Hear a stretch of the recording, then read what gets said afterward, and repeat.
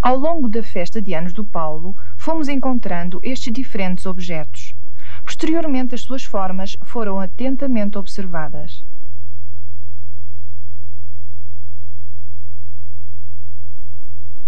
A partir destes objetos, podemos construir modelos de formas mais perfeitas.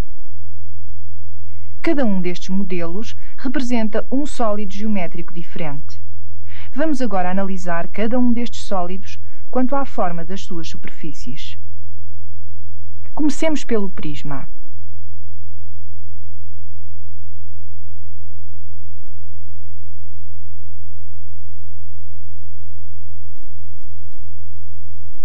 Observemos cada uma das superfícies deste cubo.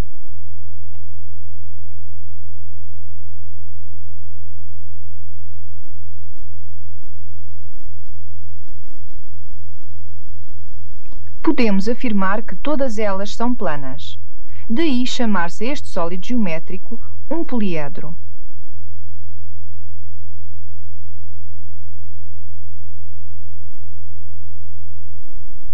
Um poliedro é um sólido geométrico limitado por superfícies, todas elas planas.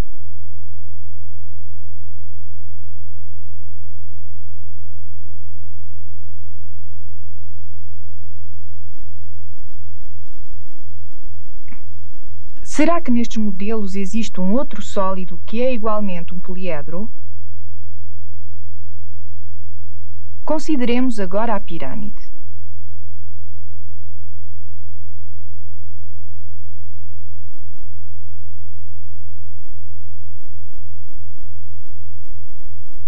Será esta pirâmide também um sólido poliédrico? Observemos atentamente todas as superfícies que a limitam.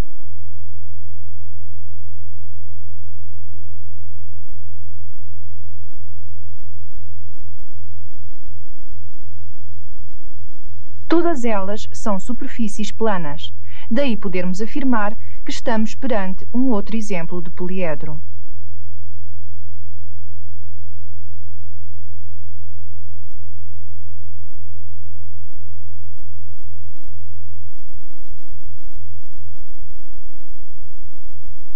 O que se poderá dizer sobre o cone?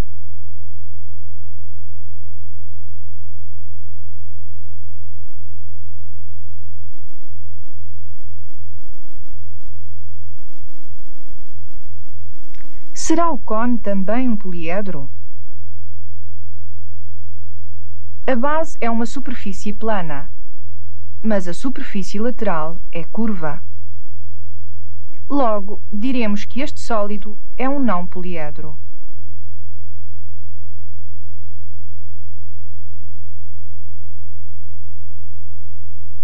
Um não poliedro é um sólido geométrico limitado por pelo menos uma superfície curva.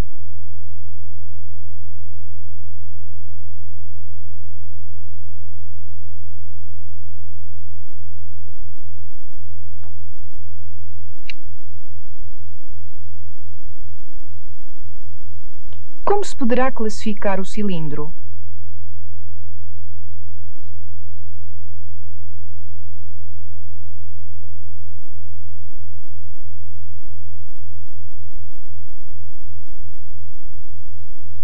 Observemos cada uma das superfícies deste cilindro.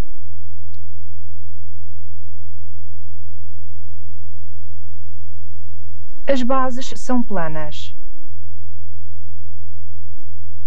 A superfície lateral é curva. Logo estamos perante mais um exemplo de um sólido não poliédrico.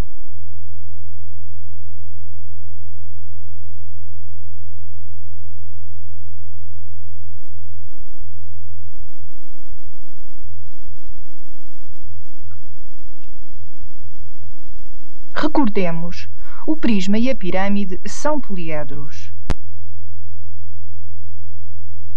enquanto que o cone e o cilindro são não poliedros. Vejamos agora mais alguns exemplos de sólidos geométricos.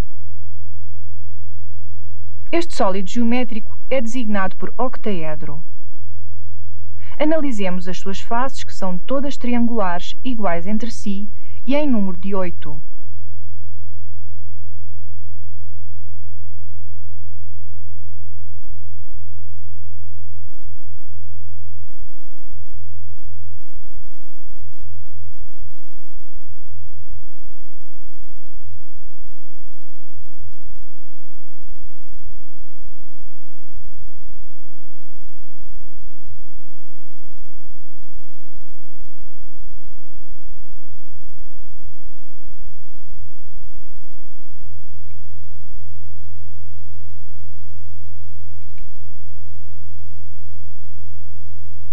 Todas elas são planas, daí podermos afirmar que estamos perante um novo exemplo de poliedro.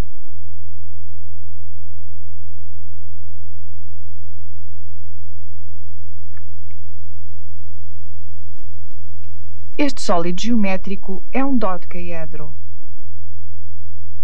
Todas as suas faces são pentágonos, iguais entre si e em número de 12. Observemo-las.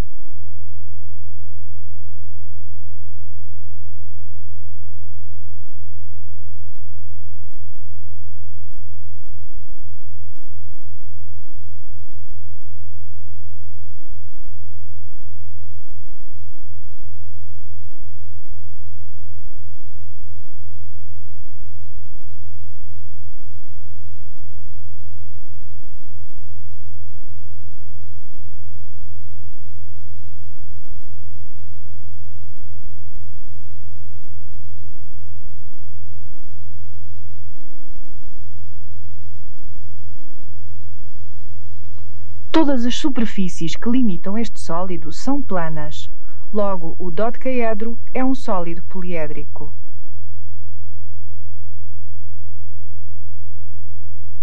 Finalmente, consideremos a esfera. A esfera é limitada por uma única superfície curva, daí tratar-se de um não poliedro.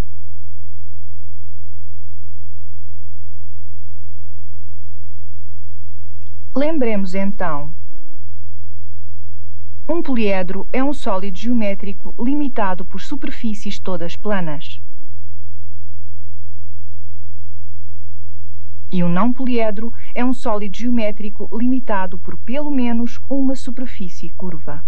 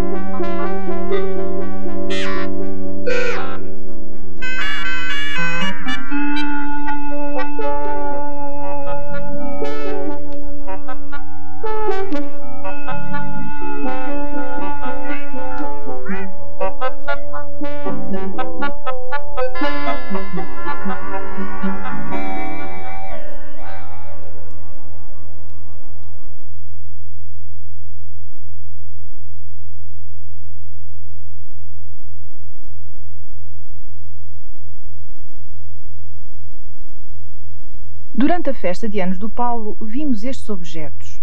Observemos com atenção as suas formas.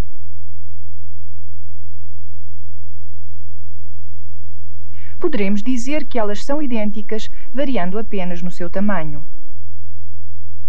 Se considerarmos apenas um exemplo, diremos que estamos perante uma esfera.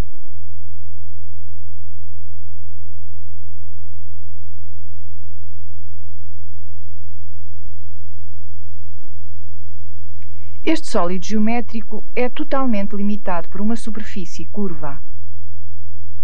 Mas podemos ainda dizer mais. Existe um ponto da esfera, o centro, que se encontra a igual distância de qualquer ponto da superfície que a limita. A esta distância chama-se raio.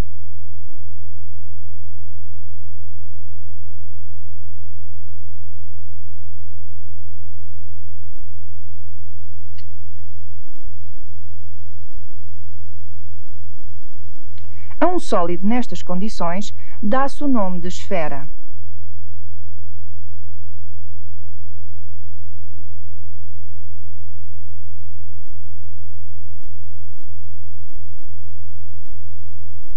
Uma esfera é um sólido totalmente limitado por uma superfície curva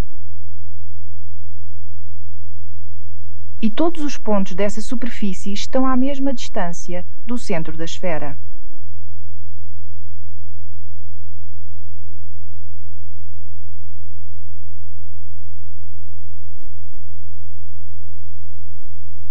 Uma esfera é um sólido de revolução. Vejamos porquê. Consideremos um semicírculo e o seu respectivo diâmetro. Façamos rodar o semicírculo numa volta completa em torno do seu diâmetro.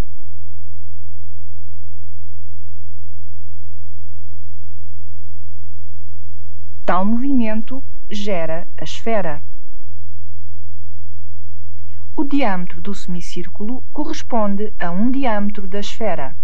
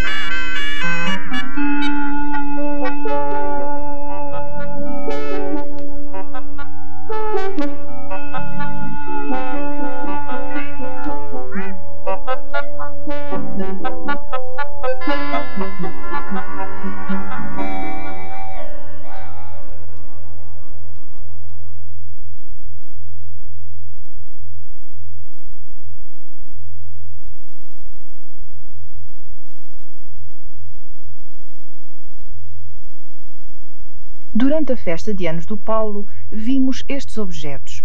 Observemos com atenção as suas formas.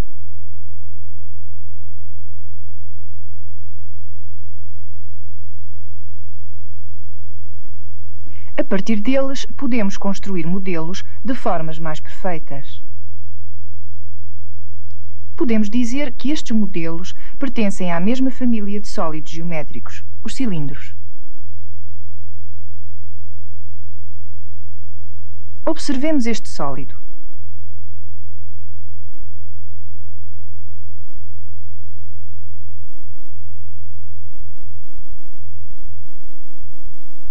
Vejamos por que se designa este sólido de cilindro.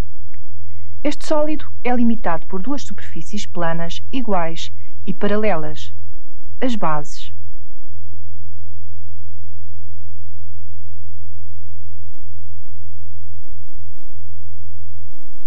E por uma superfície lateral curva.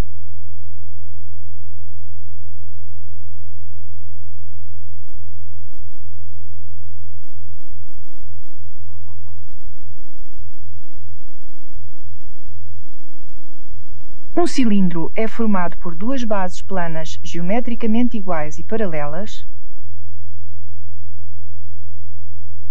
e por uma superfície lateral curva.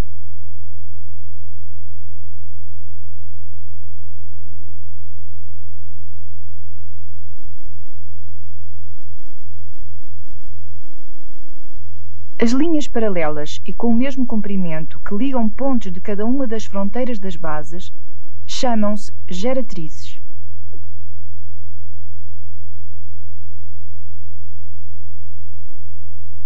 Observemos agora as bases deste cilindro quanto à sua forma. As bases são círculos.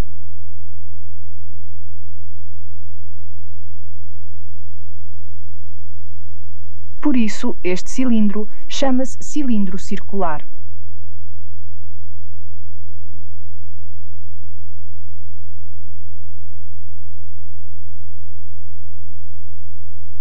Se atendermos à posição das geratrizes relativamente às bases, podemos afirmar que são perpendiculares. Este facto leva-nos a dizer que se trata de um cilindro reto.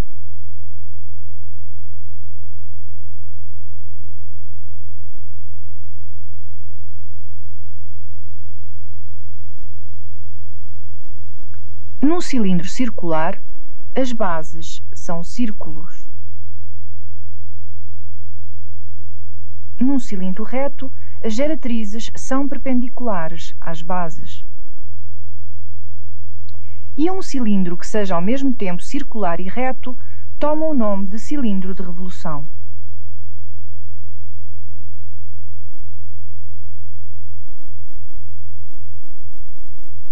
Vejamos por que surge este nome, cilindro de revolução.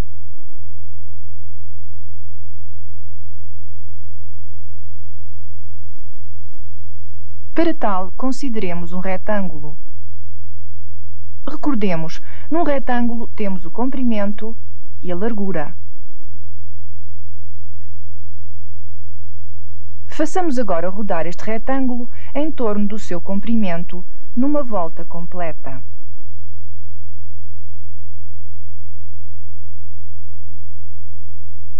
Tal movimento gerará o cilindro. O comprimento do retângulo corresponde à geratriz do cilindro e a largura corresponde ao raio da base do cilindro.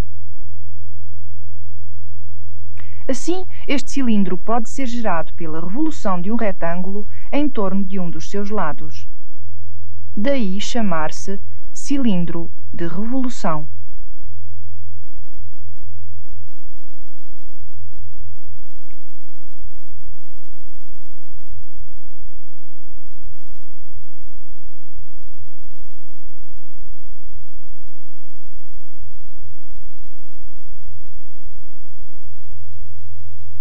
Analisemos agora este outro cilindro.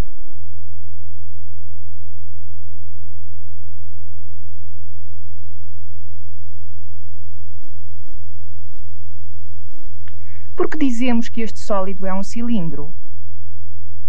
O que caracteriza as suas bases?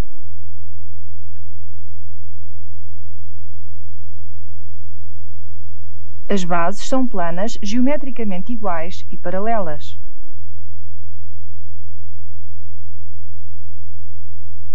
E o que caracteriza a superfície lateral?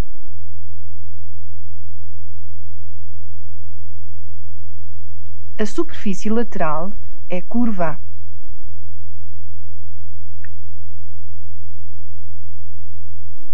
Este sólido é um cilindro. Será que é um cilindro circular?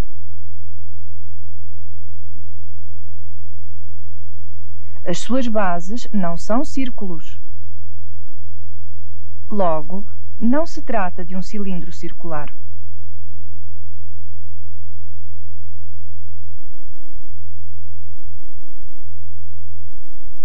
Este cilindro será um cilindro reto? As geratrizes são perpendiculares às bases. Logo, é um cilindro reto.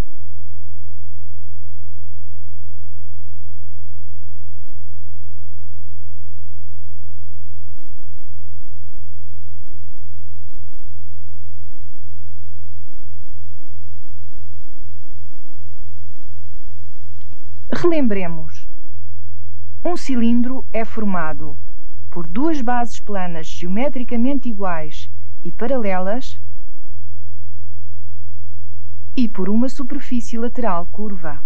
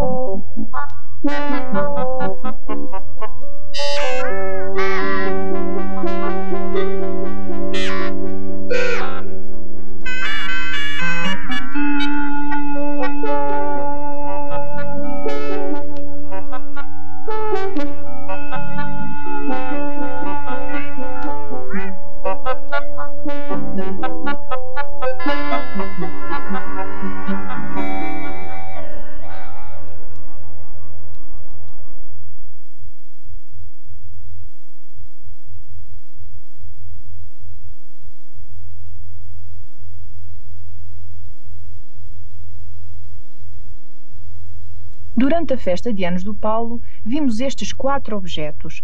Olhemos com atenção para as suas formas.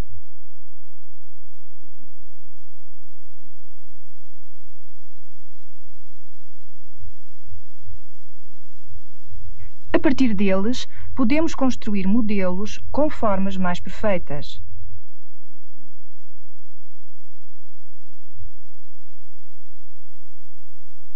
Estes 4 modelos pertencem à mesma família de sólidos geométricos, os prismas. Vejamos porquê.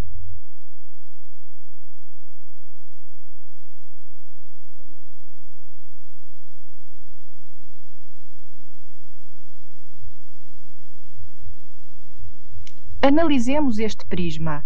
Este sólido geométrico é limitado por duas superfícies poligonais iguais e paralelas, as bases.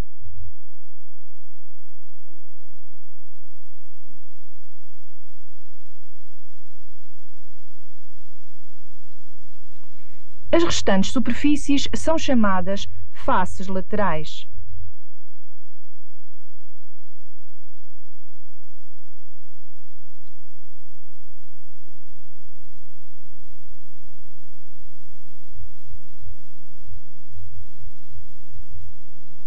Quanto à sua forma, podemos constatar que as faces laterais são paralelogramos.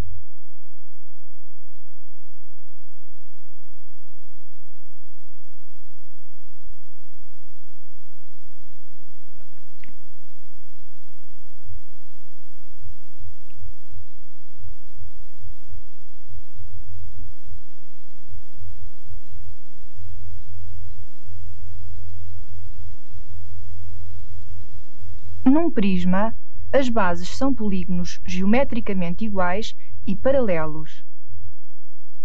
E as faces laterais são paralelogramos.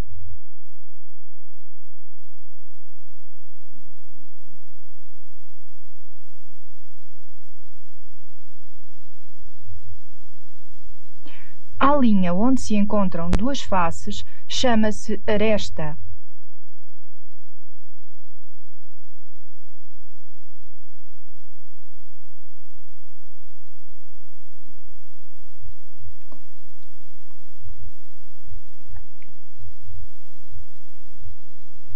Ao ponto onde várias arestas se encontram, dá-se o nome de vértice.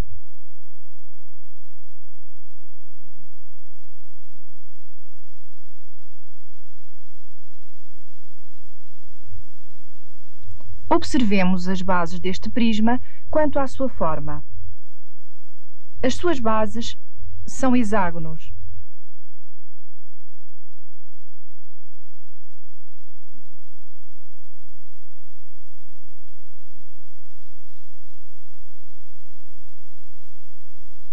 Por isso, este prisma chama-se prisma hexagonal.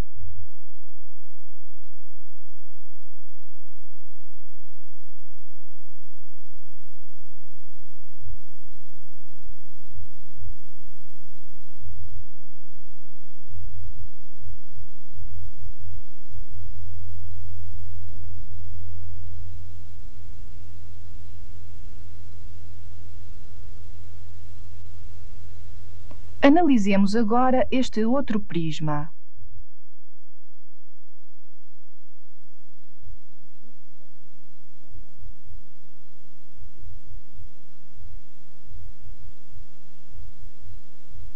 Este sólido também é um prisma.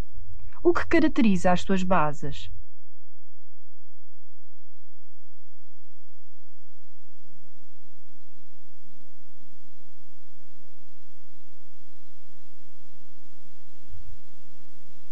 As bases são polígonos geometricamente iguais e paralelos.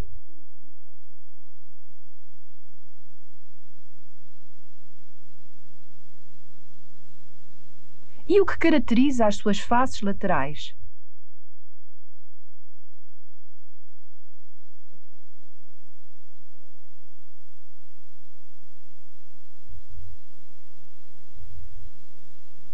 As faces laterais são paralelogramos.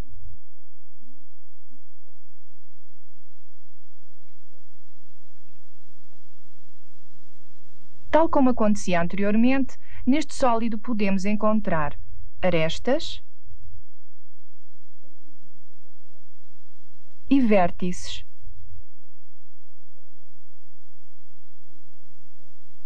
Analisemos agora as bases quanto à sua forma. As bases são paralelogramos. Quando tal acontece, chamam-se paralelepípedos. Mas podemos dizer mais.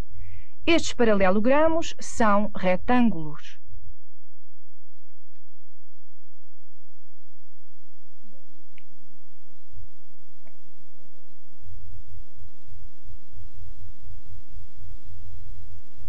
Daí designar-se este sólido por paralelepípedo retângulo.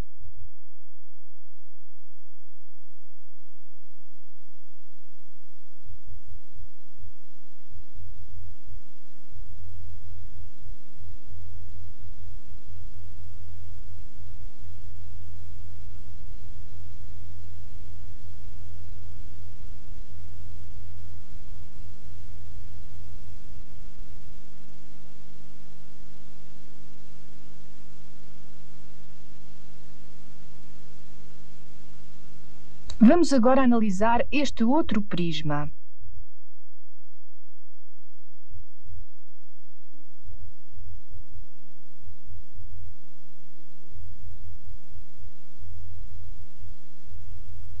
Este sólido é igualmente um prisma. O que caracteriza as suas bases?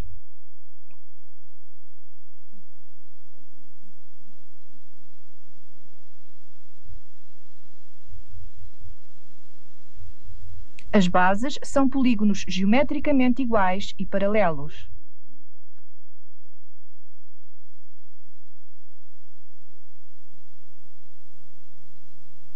E o que caracteriza as suas faces laterais?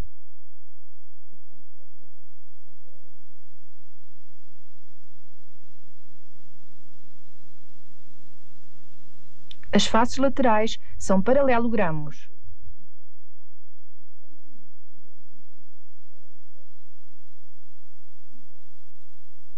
Tal como nos dois prismas já estudados, também neste podemos encontrar arestas e vértices. Podemos ainda dizer mais sobre este prisma, para tal rodemo-lo.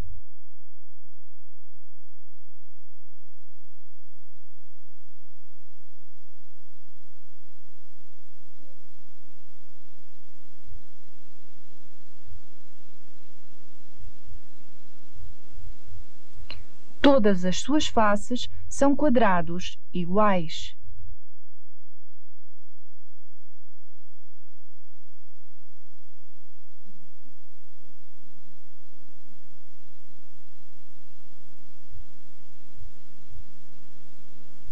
Por isso, este prisma toma o nome de cubo.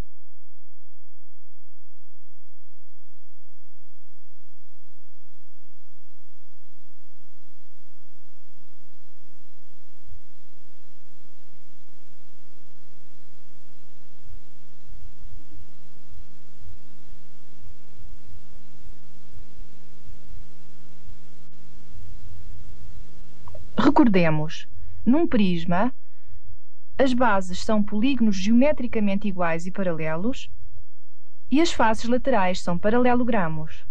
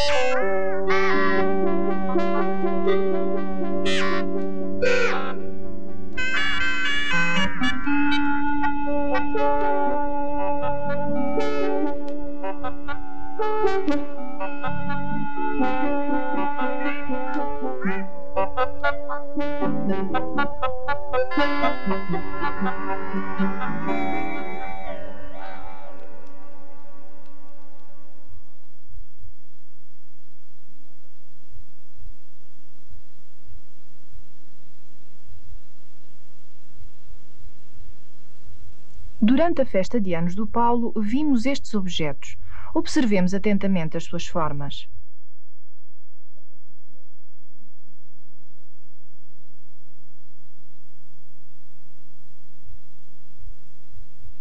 A partir deles, podemos construir modelos de formas mais perfeitas. Estes dois modelos pertencem à mesma família de sólidos geométricos, as pirâmides.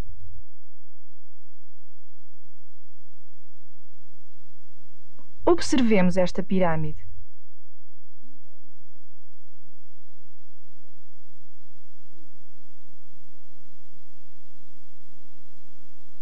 Vejamos por que se chama a este sólido pirâmide. Uma das suas faces é um polígono qualquer, a base.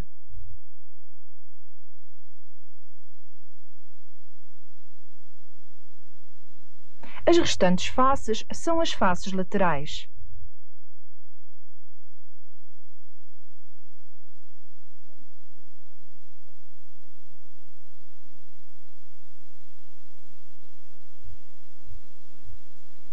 Quanto à sua forma, as faces laterais são triângulos.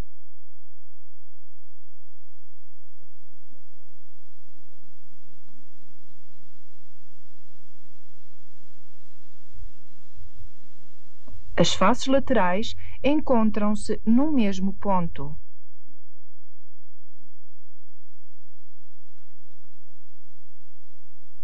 Uma pirâmide é formada por uma face que é um polígono qualquer, e as restantes faces são triângulos encontrando-se no mesmo ponto.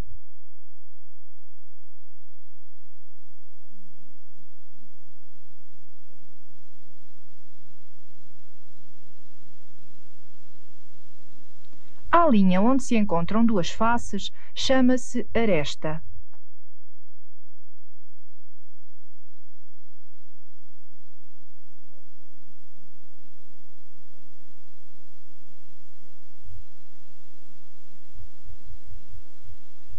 Ao ponto onde várias arestas se encontram, dá-se o nome de vértice.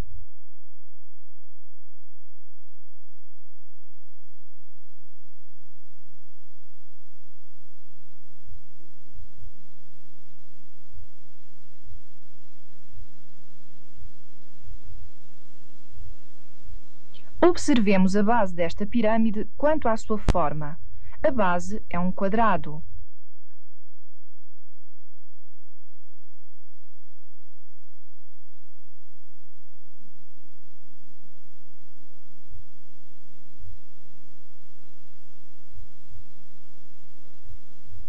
Por isso, designa-se por pirâmide quadrangular.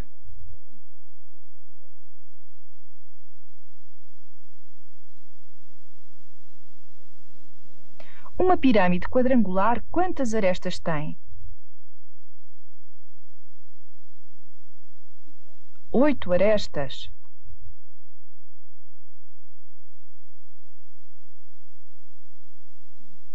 E quantos vértices?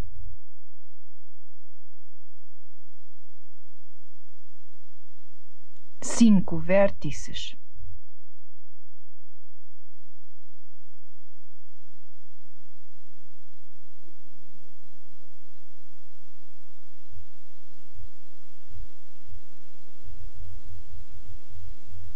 Observemos agora esta outra pirâmide.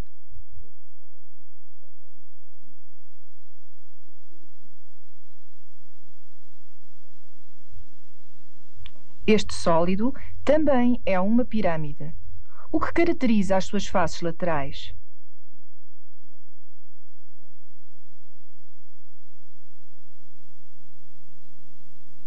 As faces laterais são todas triângulos que se encontram no mesmo ponto. E o que caracteriza a sua base? A base é um polígono. Podemos ainda dizer mais. O polígono da base é um octógono.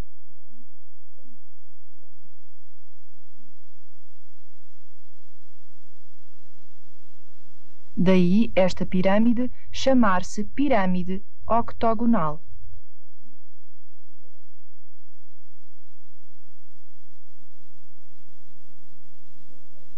Uma pirâmide octogonal, quantas arestas tem? 16 arestas.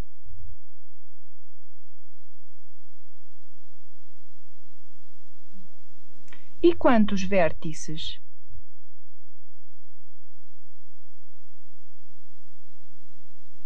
Nove vértices.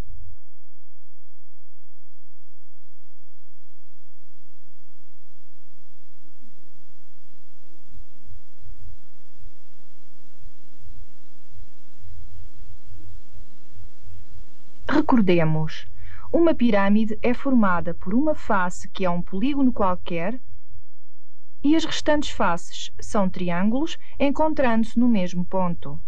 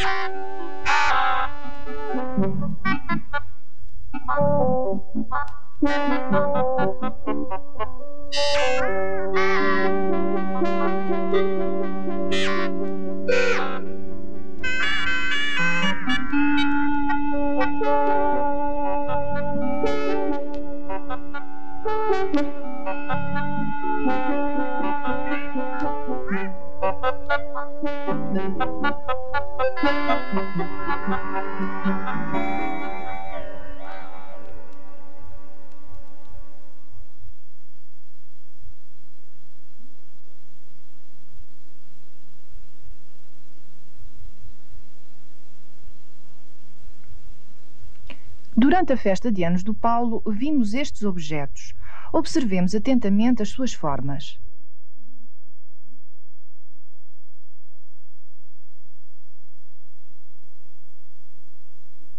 A partir deles, podemos construir modelos de formas mais perfeitas.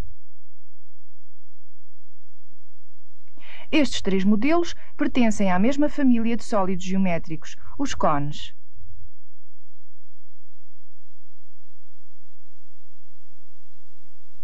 Vejamos porquê.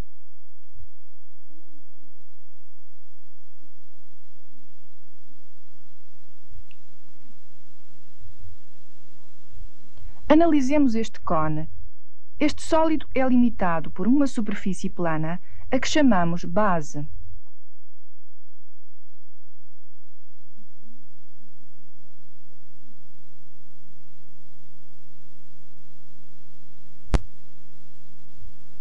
E por uma superfície curva, a que chamamos superfície lateral.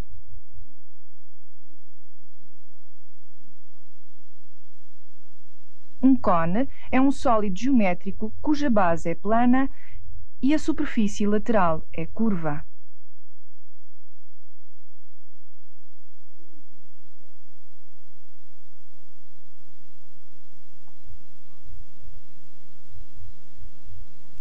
A linha que liga o vértice do cone a qualquer ponto da fronteira da base chama-se geratriz.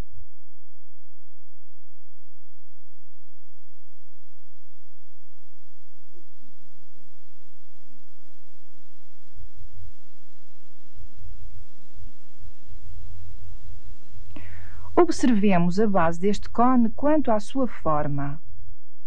A sua base é um círculo.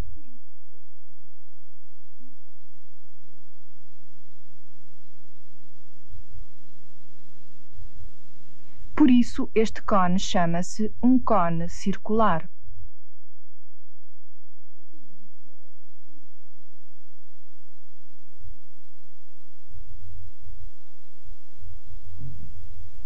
Consideremos agora a perpendicular à base que passa pelo vértice do cone, a altura. A altura encontra a base no centro do círculo, daí chamar-se este cone um cone reto.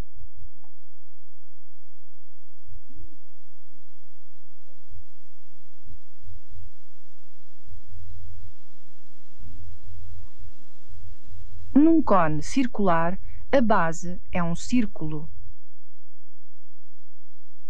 Num cone reto, a altura passa pelo centro do círculo.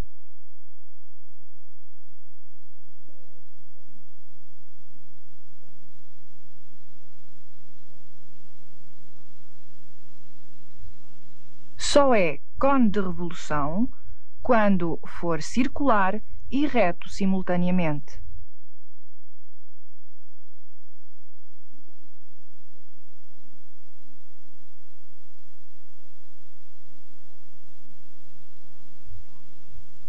Vejamos por que surge a designação de cone de revolução. Para tal, consideremos um triângulo retângulo.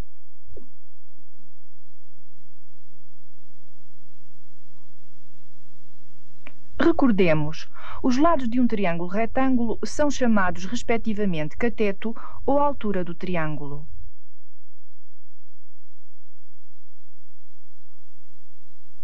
Cateto ou base do triângulo.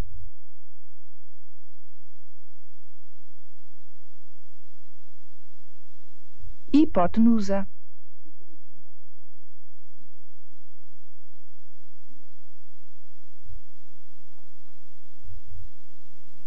Façamos rodar agora este triângulo em torno da sua altura numa volta completa.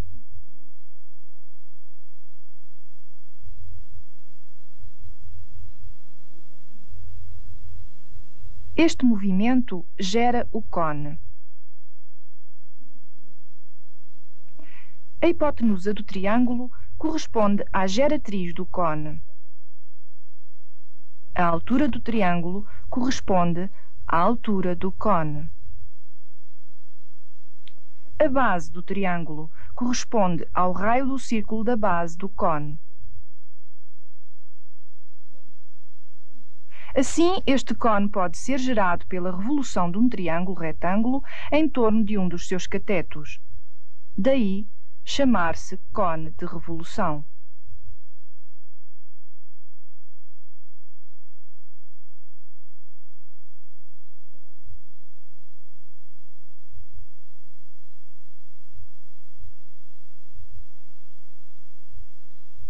Analisemos agora este outro cone.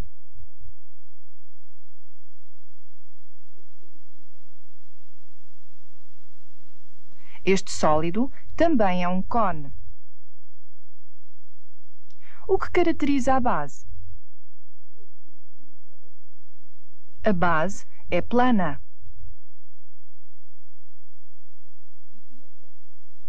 E o que caracteriza a superfície lateral? A superfície lateral é curva.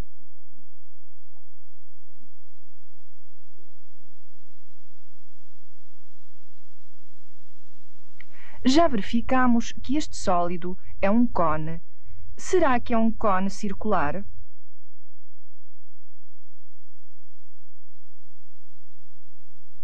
Como a sua base é um círculo, trata-se de um cone circular.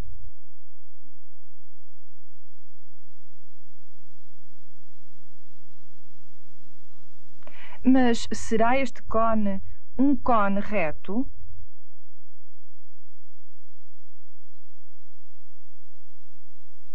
Não é um cone reto, porque a sua altura não encontra a base no centro do círculo. Chama-se então um cone oblíquo.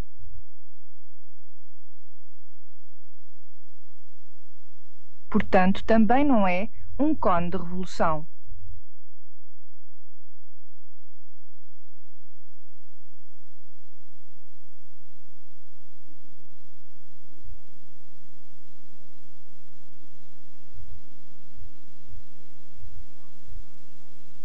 Recordemos, um cone é um sólido geométrico cuja base é plana e a superfície lateral é curva.